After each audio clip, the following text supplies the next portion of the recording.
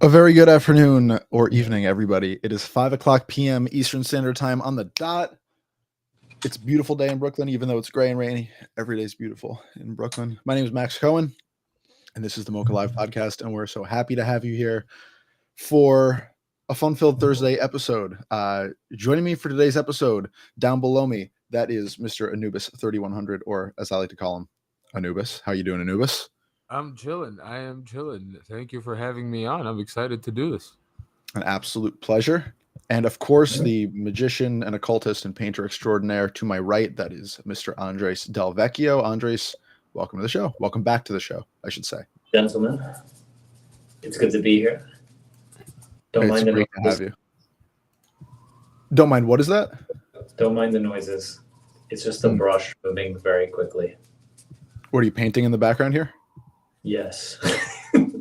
He's always painting. I don't have a choice. I've really put myself into this corner after realizing that I need to finish things every day for myself to feel myself. So it doesn't stop anymore. Well, fortunately, we have at least some of Andres' attention today. all of my attention, all of it. Thankfully, I believe you. Sienna. This is just burnt sienna undercoating. We're good. We're so good. Excited to see how it turns out.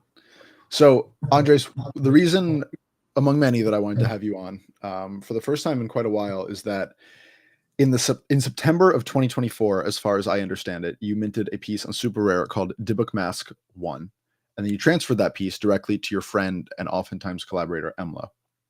And then you minted Dybbuk Mask 2 and 3 and 4 on the same day, and then 5, 6, and 7 on the next day. That would be, I believe, September 25th, 2024. So then there are no more Dybbuk Masks until April 15th. That's just over a month ago, when you minted number 8, and then began what I suppose, I mean, at least what seems to me to be this like very kind of quiet, but very persistent, and now over a month long kind of like experiment that it's called really quite a firestorm of interest in your art through mechanisms that I haven't really seen replicated. So that's really what I want to talk to y'all about today, is what does this mean and what's happening and what can this become? So why don't we start here, which is you created 7 Dybbuk masks for friends under the heading Every Day is Eternal. And I'm curious, like, what was the intention of these pieces when you minted them in 2024? So,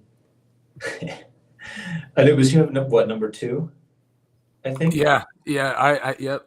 If I can brag a bit, I got number 2. Let's go. Yes. It's so a lot of pretty much everything I do since 2023 has been devoted to excavating this broader world, right? This like interior landscape that I call Sheol, which is named after very vague Jewish folklore name for our afterworld, which is always very shifty and adaptable, as Jewish belief tends to be. And I started excavating this after I started really putting this world together after reading a few really incredible books that were pretty life-changing. Among them was a bit of fiction, this incredible Bible-sized tome called Jerusalem by Alan Moore. And Jerusalem is an entire novel with a philosophy that's called eternalism, which is the idea that when you die, you enter a state of awareness that exists beyond time, right? Like you can move through space and time as you pass away. And so in that way, every single day is an eternal day that is like visitable, right? The characters move through a landscape where they can move through both the imagination and the past and the future, both their own and anyone that they witness, right? Any direction that they want to go, even to the ending of like all things in the material world, right? And there's this just a beautiful other world populated by the dead, populated by elemental spirits, and populated by angels and devils and things like that. It's very Judeo-Christian, with a couple of elements thrown in that are particularly English. And the way that this world crisscrosses with the real world in Alan Moore's hometown of Northampton, which I found was very, very beautiful because it acts as a kind of Ulysses story. It's also very deeply spiritual, magical story, and it's also a kind of diary for Alan, right, for the writer. And that idea of this eternal like inner landscape really appealed to me. Like the idea of other worlds appealed to me as a magician, and have since I was very young. But for me as a painter, I was like, obviously I want to paint other worlds and I want to create one of my own. So using Alan's philosophy of eternalism that he introduced me to, as well as my own like magical studies, I resolved to create a massive kind of Platonic styled overworld where I could house different characters from my imagination. I could form as well a kind of visual diary of a sort for things that I love, things that I miss, and things that are not yet to be. And so kind of start populating this world. And over time, I realized, that this was going to expand beyond paintings. And that my ideal was that this would expand beyond myself. And so what I did on at least on this level of the artistic level was I decided that having seen what AI artwork was doing and what AI tools could do, that this would expand potentially to something that could include 3D worlds. This could expand to animation, but even more so, it could expand so that I can include and collaborate with my friends and the people that I care about, with both my friends who are artists and my friends who are collectors. And so I made sure to craft this little project. Just first, it started as a week of just crafting for my friends and my close collectors. That was what it was. Those initial 7 were mostly to make them, just to test my limits, see if I could make them fairly quickly, and make a kind of avatar that I could gift to my friends and see how they would like it and see how they would enjoy it. And afterwards, it was quickly forgotten about. I didn't really think about it. I continued on to what I normally do, which is exhaust myself over larger scale paintings and treat art making like a riddle and thus get nothing done. Because there's no fun and it takes forever. And so I came back to it fairly recently, only because I had what I think many artists can relate to, the experience of you sell a lot and then you sell a little, and sometimes you don't sell at all, right? And this moment of waiting on, certain price points of work. And so I only had in my repertoire, I've only ever really had my like top selling work, which are larger paintings, like 30 by 40 and larger. That has a particular floor, right? And decidedly, it causes a little bit more meditation and mediation in order to sell those. Then I have works that are smaller, like 12 by 16, that are 1 ETH. And then normally I would have editions, which I would sell for 0.1. And I reached this point in waiting for the next sale, and seeing how waiting and being stuck creating these long form pieces were leaving me in such agony, that I just made this decision of, well, I really love this project and I'd really like to see it expand. And I've noticed that the time where my creativity is at its absolute most like peak, when the fire is at its greatest height, is when I make something and finish something in a day. So I created that collection, right? That contract of Every Day's Eternal, kind of tongue in cheek, just to see if I could make something every day, and quickly fell off, right? At the point that I fell in now, it was like, if I don't make something, I realized it about myself in meditation, is like, I have to take advantage of my creative heat. And if I don't, I'm left here stalled in the mud when I have a lot of vision and a lot of voice that needs to be expressed. So I made that decision of I will make one of these per day, and I will finish it, and I will mint it. And if people love it, great. It's going to be at an even more accessible price point, I suppose. Whatever. The real point is, can I fire myself up and continue this project? Let's just see where it goes. And I found very quickly, out of the blue, right, that these were suddenly the thing that I was not only like people were getting excited, right? Like people that I didn't know were finding me, also that my friends were excited, and that I had produced something that I could perpetuate continuously, right? Something that was supposed to be like a warm up, right? So that I could get to work on my larger scale pieces even faster, because when I finish a piece, I get this rush and I can translate that over to something larger.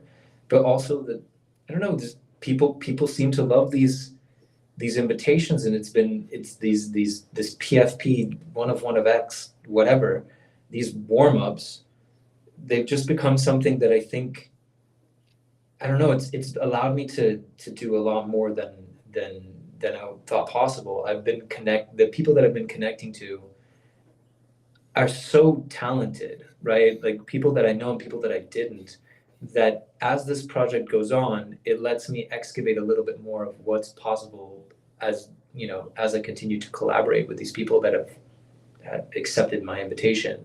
There's a few people who are amazing, right? You guys notwithstanding. I mean, right here in this room, I have an incredible writer and artist and an incredible artist, both of who are brilliant in many things that I am not, right? I have Scott Cominers, who's an amazing artist as well, and a professor, I believe, at Harvard. He makes NFT like puzzles for fun. So I'm like, oh my God, I have someone else that I can collaborate with, you know, in some other form in this world, right? As this continues to expand, I'll be able to tap them and their ability if they want to collaborate with me. And that's really it, right? It's like it's now obviously a means of certain financial freedom, certainly a means of me, you know, continuously maintaining my creative fire, right, as a warm up, and something that I finish as a project on its own, and allows me to continue working on things. And it is an avenue for collaboration on a broader idea that's going to take, I'm sure, take a lot longer to develop, and will probably be constantly developing, which is this world called chill. So the subtext to a lot of what you're saying is that, like, you've been minting these pieces now for over a month. I think you're on 40 something. You're on 40 at least when I wrote my notes down. But like, you're pricing them all at 0.1 ETH, and they're all selling out either immediately or like within a day, or people are like trying to reserve them in advance. So, I mean, yeah, I love your artwork, and obviously, like, you know, we've known each other for quite a while, but there is something about these works that is getting people excited, and kind of people from all over the spectrum. Like, you know, Anubis was the recipient of number 2. I picked up a couple, and then the kinds of people who are picking up these works and collecting these works and reaching out to you about these works kind of come from all over the spectrum. And there is something about this artist-led quote unquote PFP, and I use that term in like heavy quotations, that is really appealing. And Anubis, one of the reasons I wanted to have you on the show, despite you know, besides the fact that like you and Andres are quite close, is that like you, and we were talking about this yesterday, but like you had this series of pieces called The Knights, which I'm going to do a piss poor job of explaining them, but like they're like lightly animated portraits of, you know, some kind of like armor clad knight, usually with like some kind of flowers or accoutrement, and then a quote around somewhere in the frame, right? Usually kind of like internet adjacent. And I remember when you first minted those, thinking like, this is really interesting. This is kind of this, again, heavy air quotes around like artist-led PFP, but like something along the lines of like that Gremplin has made, or Coldy has made, or Xcopy has made, and perhaps a bit more market-friendly amounts. But I guess Anubis, like, and Andres, like your opinion on this too, but like, why do you think that there remains, even after we've had multiple episodes of the show called like the death of PFPs, that there is this thirst for some kind of marker of digital identity that is artist driven. I think it's a mixture of a few things, right? One of it is, and to the masks point, right? People, this is gonna sound too cliche, right? But people love to hide behind masks, right? And when you give somebody the ability to sort of buy something that they associate how they project themselves to the world with, or be able to hide behind, that becomes sort of like a grasping notion, right? Which is like, okay, cool. This allows me to be safe and express myself in a sense. And then to the other point of PFPs, you'll notice how many Twitter accounts associate themselves with either art historical images, black and white photography, or a figure from a painting, right? And it's, I think that what gravitates us towards these sort of figure associations is we just, in some form of way, we either view ourselves in them or we associate our identity to them to some way, right? When I was coming up with the nights myself, I have my whole chart pulled up right now, right? And it's basically sort of the elements that went into making them. I was thinking of just like, survival, kindness, and all of that. And that's sort of the simple archetypical notions that you'll find in stories, old or new, that effectively will allow the viewer to associate themselves with whatever subject they're viewing, right? That's why you'll find people gravitate towards like worker paintings, right? Like a painting of a blacksmith, a painting of a farmer, a painting of somebody in an industrial sort of setting. It's because you see yourself in it, right? You associate your identity to it, right? And when it comes to sort of Dre's work and why it's sort of successful, it's two things, and I'll preface this by going, right, there is some insanely good stuff happening in the contemporary figurative painting world, right? We've foregone sort of realistic depictions for more ethereal, personal universes and stories created. A lot of it is heavily allegorical, right? And that's sort of what is and what has been happening with Dre's work, and what you'll notice with a good majority of successful painters like Dominic Fung, like Colin Berry. And these are... I knew you didn't know Dominic Oh, Fung. of course. Hey, we've talked about her work for a good while, right? But it's like there is a certain evolution that is happening where it's just you can tell people are exploring what they find to be interesting to them personally, right? Not some sort of meta commentary on the world, not some meta allegory about the world. If anything, it's allegorical to their self-experience, right? And then I think part of the interest is when you see, and I've talked to Dre about this, right? Which is for the last 4 years, he's painting and he's developing a visual language. But in the last year, he's effectively gone from developing the visual language into entering a complete state of play because he's mastered it, right? And you'll see that with Cafe Carcosa, Music Universalis, right? Which is like, there is a clear difference in skill, quality, and level of conceptuality present in the work in that year to the years before, right? And it's basically that sort of, oh, this artist has figured out their language, their symbolism, their world has effectively been established, not to the viewer, but to them in their head, right? And now they get to sort of function within that world and depict whatever scene they choose to do so, right? And when it comes to the masks, while it's a warm-up, right, it's sort of still visually within the same sort of theme as all his paintings, and so you get this sort of association with it, which is like, are these characters in Dre's world, right? In Dre's world, right? Now they're sort of studies, they're quite good, right? I mean, Dre talked about this. I was like, dude, this is going to help you with your depictions because they're so quick, and he's getting quite good at them. But you can sort of look at that body of work and see it inhabit larger pieces, right? These portraits can turn into figures, and back to like, to bring it back full circle, when somebody starts to notice that, then they can also start to associate themselves with it, right? I hope that made sense. Well, you honor me, man. I don't know. That was I'm intaking that. that was the sweetest thing anyone's ever said to me, ever, about my work. Because like it just whatever is happening within contemporary painting right now, within crypto or outside of crypto, is extremely interesting. You're getting a lot of sort of that self-commentary, we've had that for say 20 years or something, but now it's starting to get seriously good, right? Yeah. But this is the really interesting thing about these pieces, is that like okay, you've established this visual language. Anubis, I think that was an incredibly pertinent point that you made, that the visual language does not have to be established to the viewer, but it does need to be established to the artist. And yet you're creating these pieces, and you can even see the evolution in this collection as it goes on, the kinds of colors that you are using here and there, and then finding yourself more drawn to, like you and I talked about this like beautiful blue color that you used in one of the early works, and then it kind of popped up again. My nuclear bomb color that I have on here.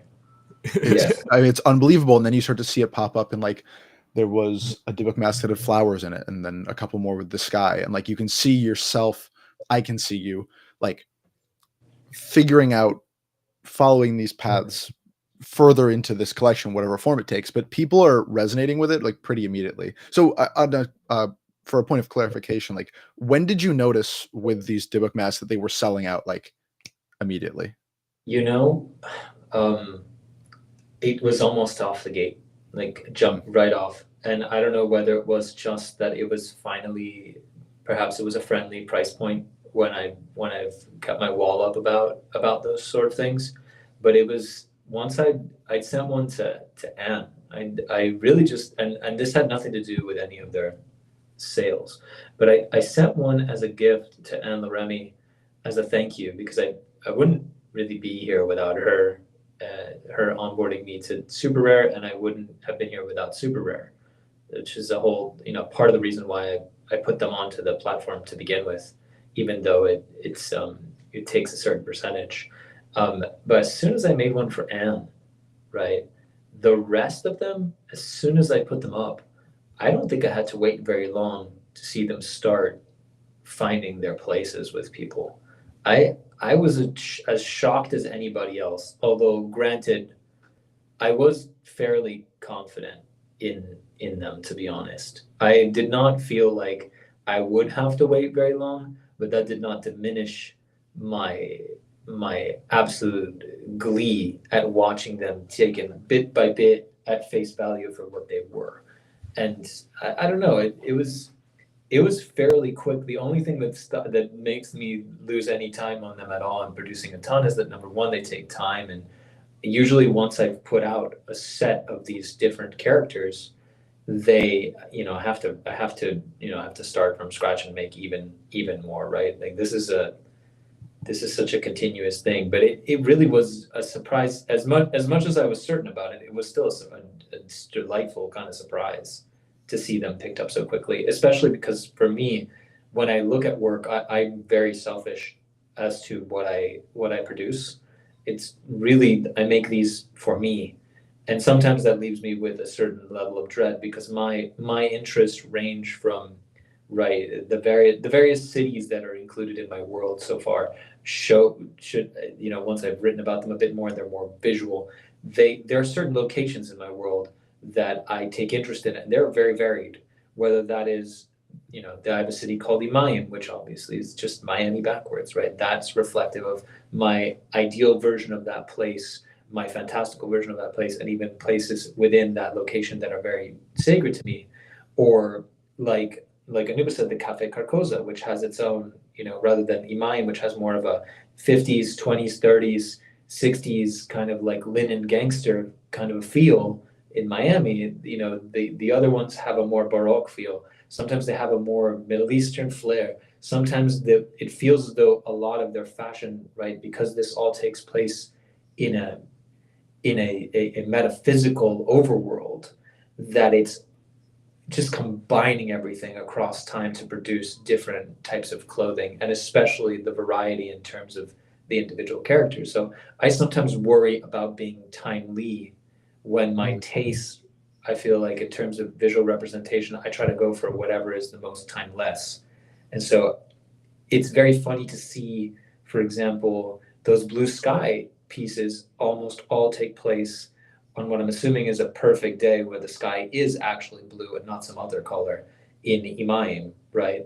And that that rush towards that blue surprised me. But it was also, these are for the most part, those characters have a more contemporaneous style dress, right? It was very interesting to see if there was a reaction at all for my audience and for my friends and my collectors of like what happens if I aim for something more anachronistic, what happens when I just follow my bliss and do that, and what happens when I aim for something more contemporary.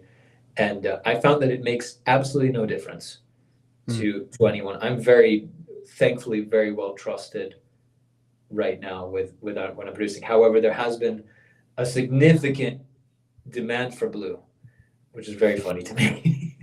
So, like, I realize that my questions are focusing more on the market dynamics, and I Yeah. appreciate both of you like bringing this more into like aesthetics and such. But, I think the thing that I find most interesting about it, I think the works speak for themselves, and I think the clear subtext of all of this is people should go see them because they're gorgeous and beautiful in all of your work, and Anubis yours too, of course. But like I had brought up the examples before of like Cryptodes by Gremplin and the Coldy Decentralize and the XCOPY Grifters and like these other, again, artist-led PFPs, right? But the difference here is that like those had a pretty clear, obvious, and immediate like resale market, right? You could buy a Grifter back when Grifter was released with a fair assumption that you're going to be able to potentially flip it immediately. And I feel like that's how a lot of these things are. I know like Alpha Centauri Kid did something similar, and I think that was at kind of the height of that person's, I don't know, fame or notoriety, if you want to say that. One of the things I think is really interesting here is that these pieces aren't reselling, at least not right away. It's not like you're dropping these and it's like a mad dash to get one because there's an assertion or an understanding that they will be doubling and tripling in price immediately. So like, maybe we've been dancing around this, but like you're talking to these collectors and Anubis, I'm curious for your opinion too, as one of the early recipients, but like, what are you hearing from people about why they're connecting to these, right? Like not subtext, not assertion, but like, what are people telling you? Like, why are people connecting with blue or these pieces? Like, what is it?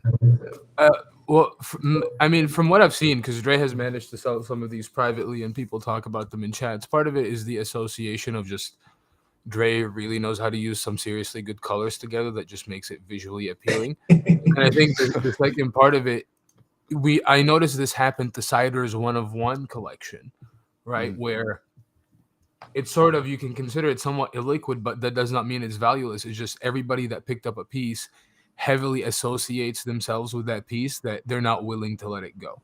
Yeah. And the difference between something like this and Gremplins and these sort of more clear cut, this is a collectible PFP made by the hand of the artist, is this is studies that people, I guarantee you, are picking up because they they maybe not themselves, maybe something in their lives, or they just seriously like that sort of mask painting figure, and they bought it to keep it, right?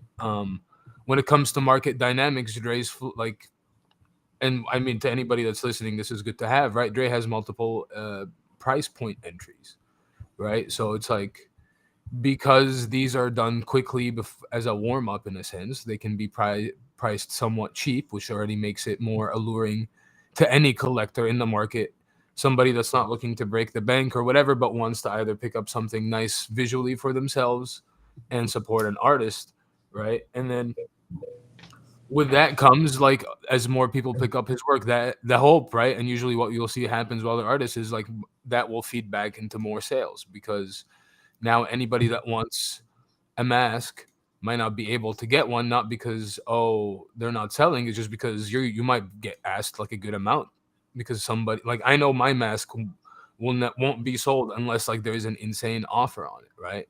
It's not getting listed. And so that's sort of difference, which is like, it's funny, we used to say, it's like, buy what you love, collect what you love.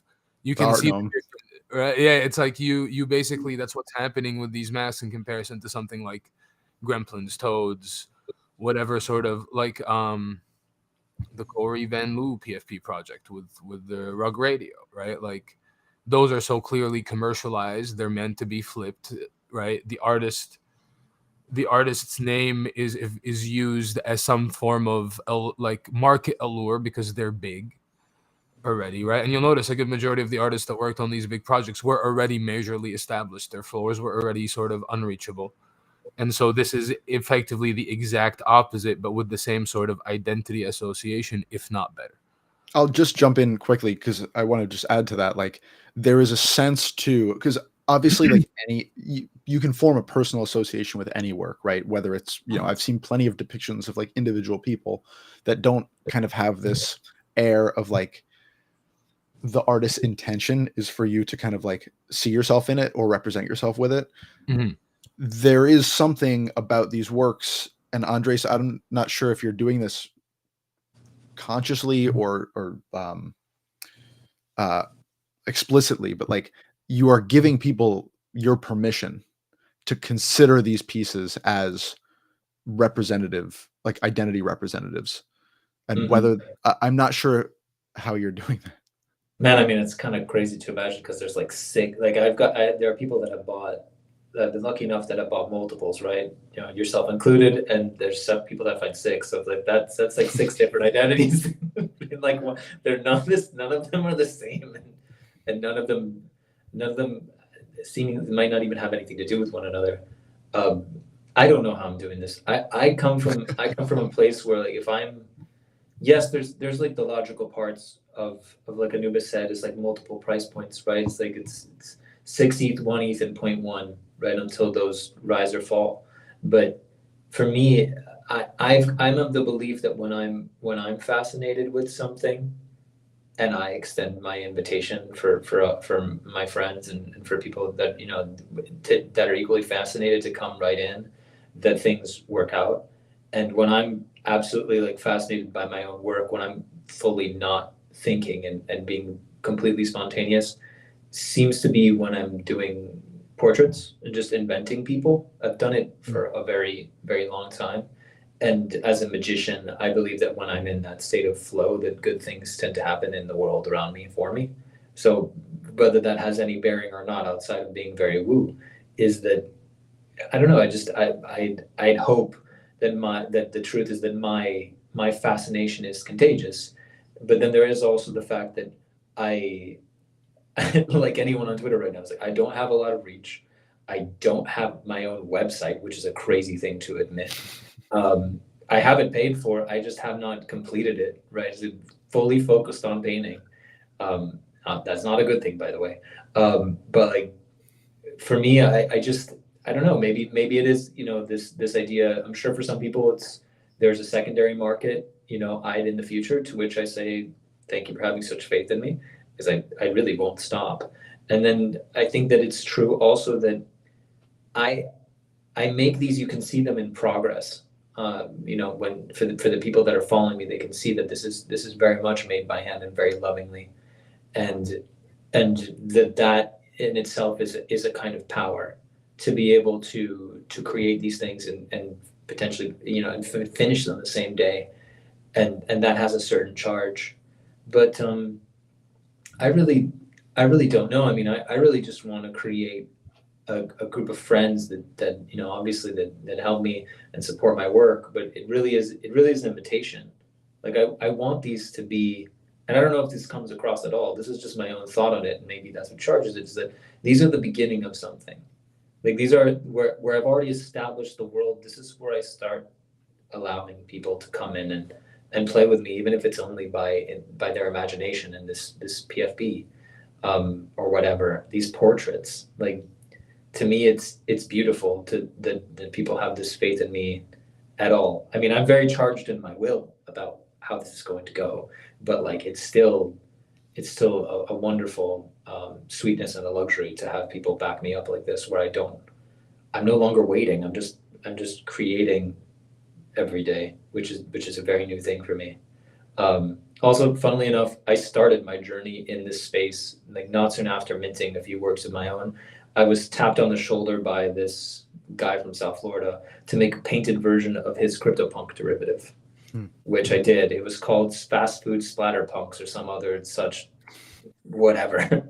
And so he was like, "You'll paint this, right?" And I said, "Yeah, buddy, of course." And so I took I I printed on canvas one of these splatterpunks and painted it over, and then sent it over to him, and he paid me a lump sum, and then proceeded to lose this thing in the mail. And thank God I didn't have my name associated with this guy, but he went through a whole grift. He's a grifter, and he got into real trouble.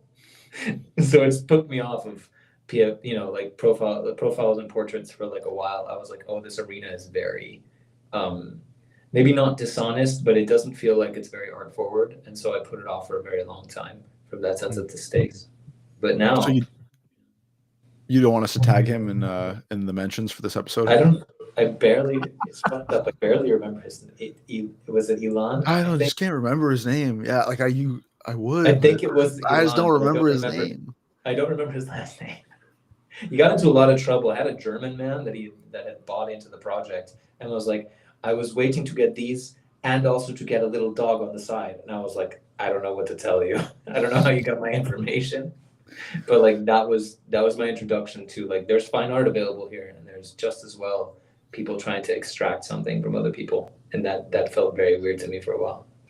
So the pertinent question, or one of the pertinent questions to this whole thing, and I'm going to ask both of you to answer this question. Anubis, I'll ask you first, is like, do you think this is replicable for artists in general? Right now, of course, the way that Dre, you've gone about it is not replicable. You know, every artist is completely nuanced and can't be like, I believe that like everyone's journey, everyone's ascent into like the fully formed version of themselves, obviously it's like a complete case by case basis. But assuming that like an artist is at this kind of similar stage as you, Dre, where you have this kind of visual language, you have this kind of mastery of your craft. You know, I think you would probably hate that I describe as mastery, but you know, we all know what I'm talking about. This sense of like, well, maybe you appreciate it, but I'm very vain. Like this slow output, this kind of like digital identity aspect, this one of X kind of assertion. Like, is there something here that the market, the quote unquote market, but like the larger market can see and like learn from and borrow from? Because I've said a million times in this podcast, like the first essay I wrote for MOCA was about the artistic value of PFPs. I think there's like a real thing here, and I don't think it's nearly been explored nearly as much as it should be and could be. So yeah, like Anubis, do you think that this is a style and a manner of output and a way of communicating one's own artistic interests that could be kind of a breath of financially fresh air for a lot more people than maybe it's being given credit for or that are paying attention? I think so, but it seems to happen to artists that are not looking for it financially. So for it, when it comes to sort of like, oh, how does one succeed in like a PFP crypto market, you'll notice that a good majority of the people that, you know, quote unquote, get caballed up or do not, but become successful, right, usually are developing their practice and their visual language sort of independently from the market, and it's the market that catches on to them. I've seen this happen consistently. Like I think everybody has seen that happen consistently over the last 4 years in the space. And if you go even on like art side and Instagram in the fine art world, you'll see that happen, which is like the success does not come from like, oh, Dre's making a PFP. The success comes from Dre has had 10, 20 years of painting experience under him. He has that mileage, right? And he's figured out the concept, and it just coincides with like really good visual language that people start to associate with themselves with. Because to me, that like the fully artistic quote unquote PFP projects, and I don't like to put the label PFP just because they're used as profile pictures, right? Yeah. But that I see no difference from somebody liking like a painting or 10 paintings in a museum, because it's effectively the same, right? You like what you associate with, and then when in that case, when it comes to crypto, with artists, you can create a bunch. I mean, maybe like a floral artist might still work, right? But it's like, and you'll be surprised what people associate themselves by. But it's like, if you're painting figures and you have multiple figures and you're creative, right, and you're painting in the contemporary sense, you can emulate it, not not easily, because nothing is easy, at least art side, but I'm pretty sure, yeah, you can emulate it, right? Because you just need strong visual language, and you need to be, the other thing I'd say is you need to be talking to people, right? Like, talking to people goes a long way in comparison to just sort of that self-marketing post, because and this got thrown around. It became a cliche within, wannabe collectors that made money and were going to play the trading game, not the collecting game, which is entirely different, right? Mhm. And that sort of that like association and all of that, it just builds, right? And it's like with somebody like Dre, I'm trying to think of another artist that sort of like Subtle Sippies, right? And that was Yeah, sort great. of a little bit Yeah. more commercialized, but it was the sort of like, oh, we know this person, we know, let's support them, they're an artist, they're this, that. And it's not, usually these projects will not succeed if they're to the viewer and to the consumer, because we're talking about the market, they are clear money sort of attempts, like money making attempts, right? And so just you focus on yourself, you develop your practice, right? And then you end up on the train tracks and the train picks you up, right? It's like the tried and true method, right? Just that's why, like, painter, like, you go to art school, they tell you like, oh, you're struggling, go paint. It's like, this is not working, why is my shit not selling? Go paint, talk to people, they will give you the access that you need, right? Mm. People, and to the other cliche points, like the wannabe collectors, like, we want to know the artist, we like the stories, but they gravitate towards the market.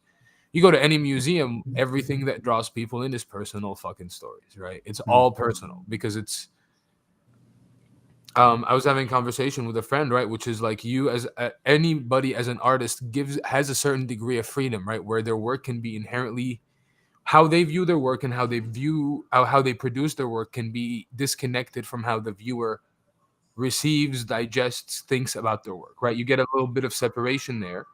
And then as you talk to the people that like your work, you'll start to see where things start to intersect for you, right? Like, where you have a certain aspect of your world, and then they have their worldview, and then what draws them to your work might be entirely different, but there's like a small connection there, right?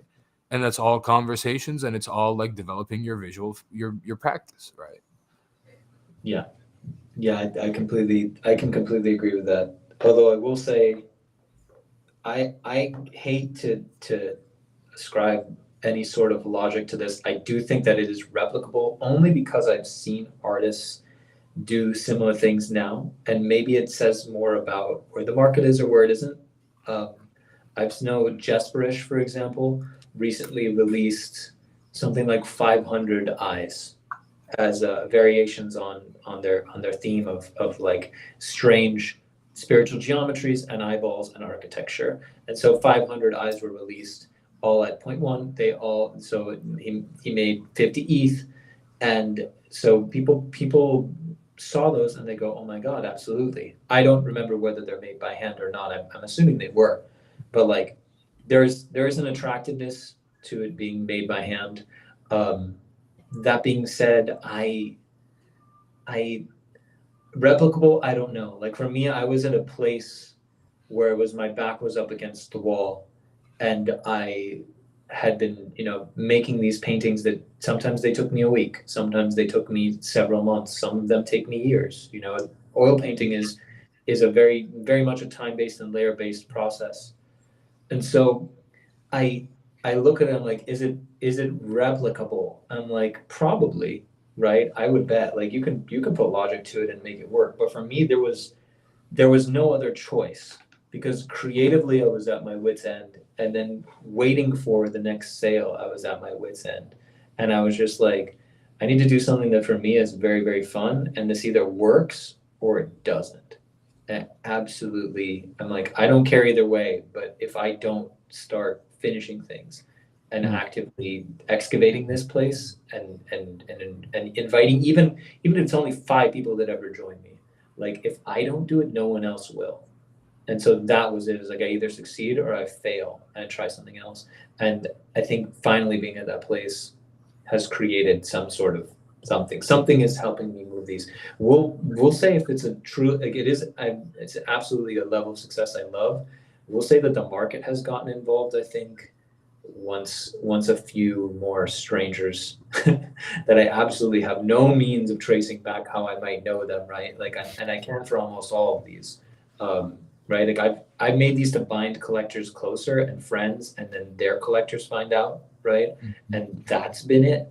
But like that's when the market is truly, the quote unquote market is truly involved. When I just have some complete stranger up at like 3 o'clock in the morning, because I don't make it easy for people to buy these. Like they go through various circles ahead of time of getting to, like, let's say something even as unstable as the Twitter timeline. Usually what happens is that it'll go through my Discord first, and those are people that have already bought artwork or that are friends of mine, and I just keep in the loop.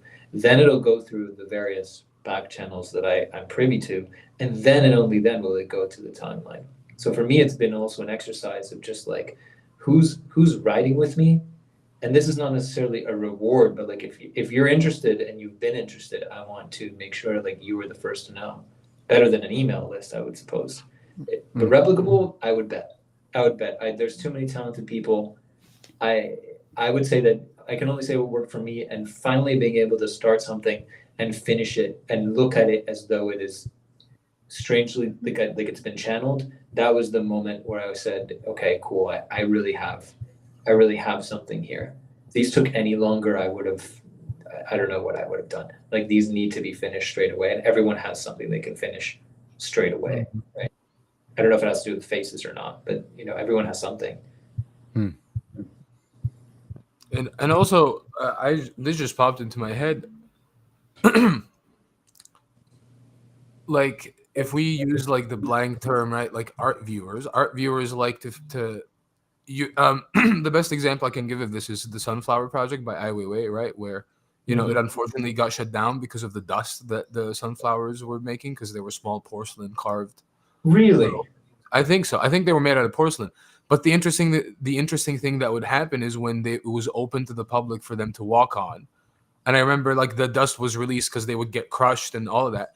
People would take some and put them in their pocket, and you can like buy some off of eBay, right? And so it's like when it comes to that sort of like, can this like be done again? It's just it can't be done to the exact same form, right? It won't be as specific, oil painted, sort of magical, inspired by like Dre's sort of experience in the Kabbalah and Western esotericism. All is going to be an entirely different visual language and visual depiction, but it's going to emulate the sort of same feeling of like people associating with it. They want to have it, right? Because to them it means either something, or it's like, oh, this is my connection to this artist now, right?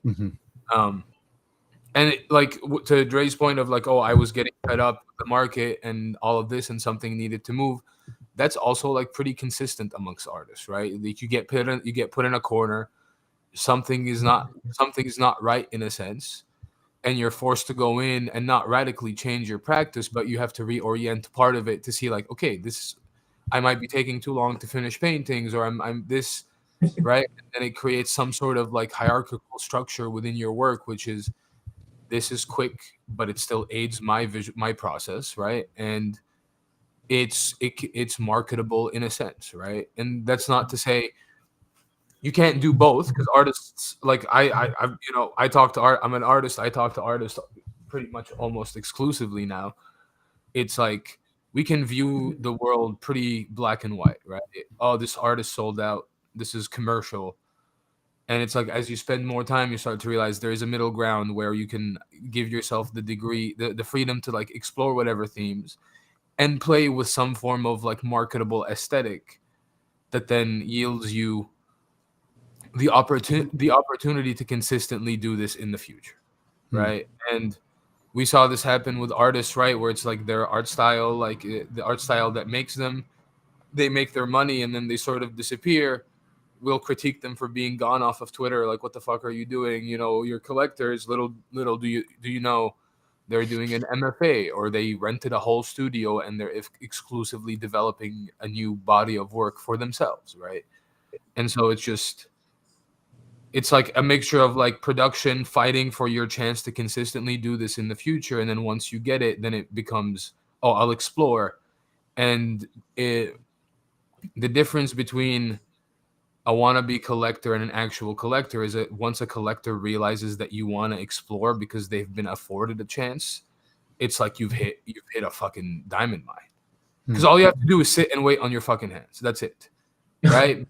Then an artist will be like, and also like a good collector doesn't want to be shield work, but wants to be told about new upcoming work consistently because that's what they care about, right? So they're always trying to talk to artists. And so when you're doing something commercialized a little bit, and then you're able to like talk to the artist, and the artist is keeping you in the loop about their project, then it's like, oh, it becomes like you grow together, right? They collect your stuff. Then Dre's able to go in and, you know, have like his upcoming big show in New York. Dre, is it happening in New York? The MLO? It is. I have to finish the large works for it, but like the thing is, I know it's difficult not to talk about the financial aspect in this space, but the thing that I think I need to say, just so that it's very clear to anyone listening, is that if I didn't embark on this project financially, I was in a pretty good place. The problem was that if I didn't embark on this, just making things and finishing them, you know, like even at this miniature scale, I would have died. Like I was already in a really internally just an incredibly rough place. And I don't mean to whine as a painter. It's just that it was one of those things where like I needed to feel that sense of spontaneity and discovery in this way that didn't feel like chiseling, you know, marble, right? And unveiling this thing, I needed something that I feel a lot of fire within me a lot of the time, and it needs expression. Otherwise it eats me. So for me, this was my means of, oh, okay, cool, I can do it. And when I finish the thing, I no longer feel like I'm completely aflame. Like I feel the way that I feel staring back at these weird funhouse mirrors of a place that doesn't exist, right? To me, there's such satisfaction in that feeling. And I also just don't feel, going back to the financial level, I don't feel comfortable charging more than 0.1 for something like this, because they are so small and it is so automatic for me, right? Like these do not, unlike my other works, they don't really come paired with their paintings. That's a case by case basis for a lot of these. And while I'm sure there will be inevitably a secondary market, right? It's like I don't think about those things as I'm crafting them, right? I don't think about all of those things that I've been thinking about for like 4 years in this space, right? It's like that needed to stop. Like the more I was thinking about those things and about cabals and these other people, the more I got lost in it, the more of a menace I would become to myself and the people around me. Even when I was at heights of working on large paintings consistently, right, and finishing things relatively, this was like the key to my release, and I had no idea, right? Like I had not had that faith. I normally, like, because portraiture is so automatic for me, and it's been something that I've perfected over a long period of time, I actually, my hands stopped, I stopped myself from just making straight, just large scale portraiture, and which leaves me in pain, since it's literally the thing that is so fun for me. Like I love, if you leave me alone for 5 minutes, you give me a pen or a crayon and a piece of paper, you're gonna see me make a face first, like, and just invent one off the cuff. This is where that spontaneity for me lies, and without that spontaneity, I eat myself. So like, yeah, I needed to do this, and hopefully that fire is what translates to people coming back to these. But yeah, as far as collectors go, like, there's also been a buildup of me talking to a lot of people for a very long period of time with no expectation, and that filtering back only now for whatever reason, right? Like I honestly don't know. I don't know why anyone finds any interest in it, right? And, but it's amazing that it exists. Well, we just spent the last 55 minutes talking about why people might find interest in it. So just listen back to the episode, Dre. Good. But I think this is a great place to stop because I fear that if we continue, we'll go on for another 55 minutes. Probably, yeah. Probably. Yeah. It feels I don't like mind one of it. those. Yeah, I don't mind it either, but people got places to go. Yeah, me included. Well, let me just say as we wrap up here, like Dre, Anubis, thank you both so much for this conversation. This has been awesome. I just love hearing YouTube banter. I love bantering with you. I love talking about market aesthetics. I've learned a lot. I'm looking forward to listening back to this myself. Dre, great fucking job with the Daybook mask, bro. Thanks, man. Yeah, Thank you for being part of it. Yeah, of course. I cannot wait to just keep watching how this develops and whether people start to take greater notice and whether we start to see things similarly as those popping up elsewhere. I always like to jump on things kind of when they might signal a sea change. So I'm hoping that this might become some kind of wider trend. But I'm going to give these poor people, they don't know. Like it's a world building exercise at the end of the day. Like, yes, it is paintings. Yes, it is like fine art and you can see things individually, but I am providing maybe not a roadmap because I don't know what that is myself until it's done. But like, there are literal maps. Like there are literal locations, right? Like this is going to be bigger than your average thing eventually. I don't know how it takes its shape, which is why I'm not overly promising anything. I just go where my interest goes, but there are locations here. Like these people that are in your wallets, right? And for some of you be in your on your walls, they have an existence somewhere. And I think that is as attractive for me, I'm sure, as it is for everybody else. We'll see if it's replicated. I'm more curious about I'm curious about as I continue to develop it, right? I'm going to be tapping both of your shoulders, both for the creation of stories and for the creation of more places. Yes, you point at yourself as though I didn't collect all of those 0-1 pages. As if I don't have all of those in my wallet. Yeah, shout out Max's minting days on 0-1. Shout out Max's phenomenal fiction output and criticism output. Okay, let's get out of here. Well, here before we end, to anybody that's listening, shout out Anubis's phenomenal pieces. You haven't seen them across time. How Anubis works with memory across all of his work is really something to be celebrated and written about because he is playing with a lot there. But Thank you. And to anybody that's listening, I'll give you like 3 quick tips if you want to like get good at this shit art wise. Right? It's actually like it's simple. Art schools hate him. Yeah, art school, your art professor will hate this, right? Go to galleries and go to shows, talk to people. If you're fucking scared, that does not fucking matter. If you look weird as shit and you walk with confidence, you'll pull people towards you in any show, any gallery, any museum. It does not matter, right? Develop your practice. Your practice comes first, not the market, not the collectors, just your practice. You got the balloons going. Got the balloons. And then the third one, this is more specific to the ones in crypto art. Do not reject the fine art world because of the market conditions it has developed. It's way more than just that, right? If you're looking to like, oh, where do I read about this? Where do I find sources? Go on YouTube, search up the Art Angle. Every week they upload some 45-minute podcast about something that is happening within the contemporary world. And usually you'll get a lot of good quotations and good references there. And then the second, and this is actually one of the best ones, eFlux Journal, right? It's e-flux.org, I believe. e-flux.com. They upload a monthly journal full of art history essays, full of MLA citations. Not that you should be doing like JSTOR research, but if you're curious about what they're citing, you'll find it at the bottom there. There better be show notes at the end of this. Oh, yo, give me 5 minutes. I'll get them done right now. And Please. their journal archive goes back, I believe, to all the way to like 2005. So you have like maybe 20 years of just contemporary art essays. And it's like, if you think that's like, oh, art essays, like these like pompous, like snobby fine art stuff, the self-criticisms that have happened within the last 20 years, like have removed that sort of like snobbiness from art history writing.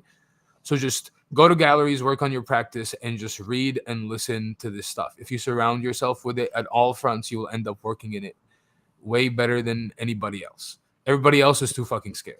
You know what I mean? So that's all. And there you have it. Three lessons to succeed in art from our friend Anubis. Well, Dre, Anubis, thank you both very much for being here. Thank you everyone for listening to this episode. Please give us a like or a subscribe or a follow if you liked it, and follow us at Substack at museumofcrypto.substack.com. Please check out Andres Del Vecchio. Please check out Anubis 3100 and just go down the rabbit holes of their wonderful work and their even more wonderful personages. And we'll be back just as soon as we can with another episode. So once again, Dre, Anubis, thanks for being here, and we'll see everybody else real soon. Thank Bye-bye. you. Ciao.